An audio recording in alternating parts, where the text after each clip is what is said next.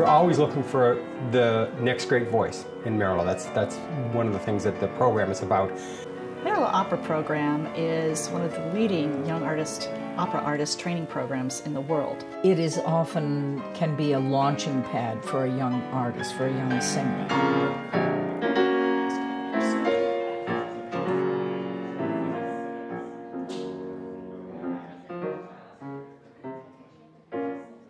While there are a lot of operas out there, there are limited operas that are appropriate for young voices that they can sing the entire role of.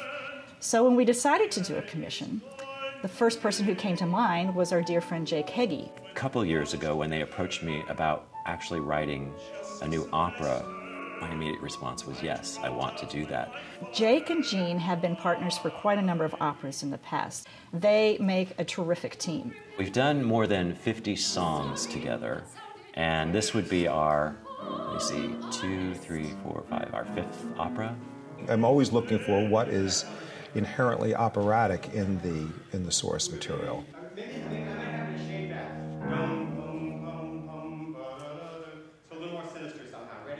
After writing It's a Wonderful Life, which was our opera before this, we both thought we want to do something that has a dark poetry to it and a real sense of magic realism.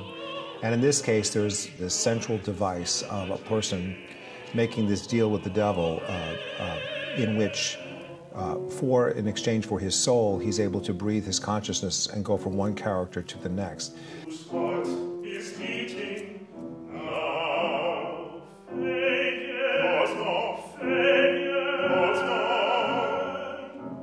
What Jake and Jean have put into this is the human aspect, very much a human aspect, which you can't help but be drawn into.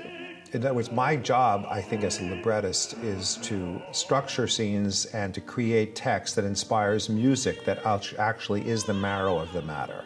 It's not enough to have language dancing on top of chords. It has to be music. Jake, first of all, is one of the greatest living opera composers today. And he writes so well for voices. What opera should be, he puts the voice at the center of the experience. So I think that's threaded throughout this entire score. It's just a very, very vocally satisfying piece. It's very rich. The language is harmonically rich often, and then it can turn on a dime and become something that seems quite familiar.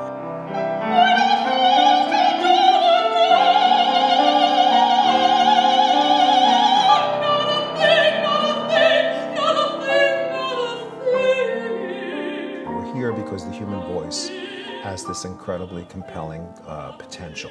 I love singers and I love opera singers, so I want to give them opportunities to really use their voices, to really let it soar and also explore the full range and the full array of technical challenges that they've worked to overcome.